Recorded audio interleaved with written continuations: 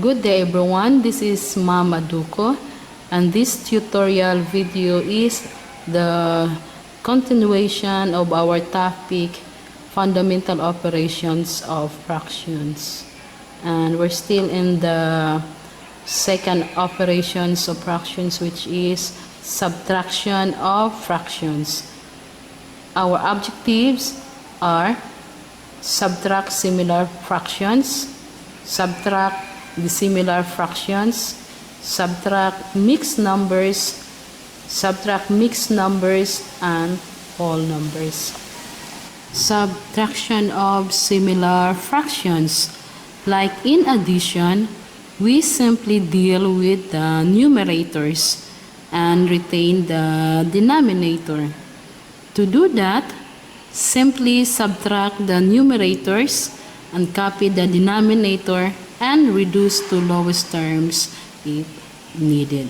Like for example, we have two similar fractions, 16 over 18 minus 12 over 18. So we can see that the denominator is similar. So we only need to subtract the numerator first.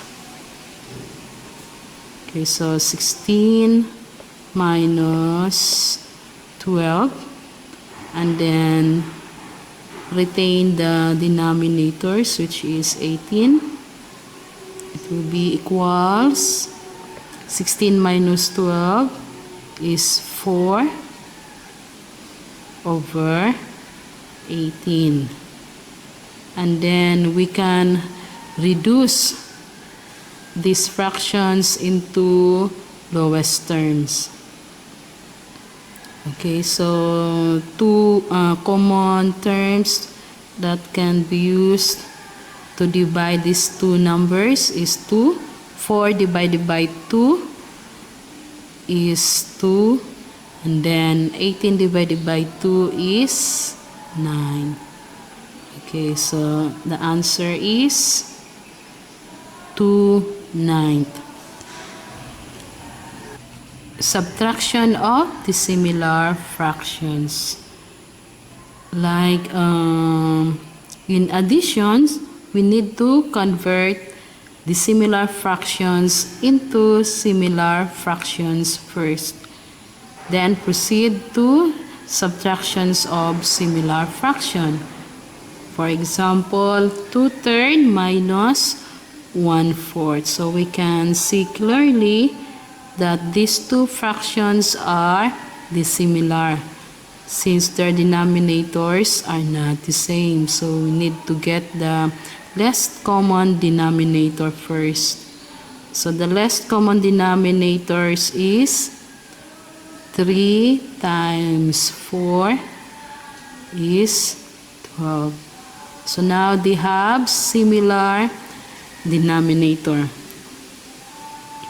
which is 12. Okay, so 12 divided by 3 is 4. 4 times 2 is 8. Then 12 divided by 4 is 3. 3 times 1 is 3. Okay.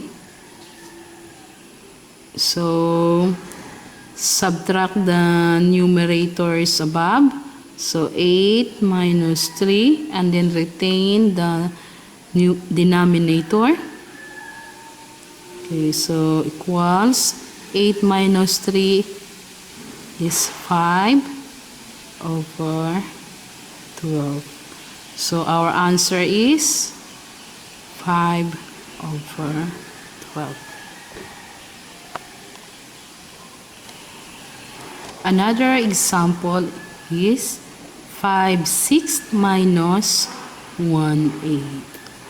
Okay, so we need to convert these dissimilar fractions into similar fractions for us to be able to do the subtraction. Okay, so we need to get the LCD first, the least common denominators. Okay, so 6 and 8.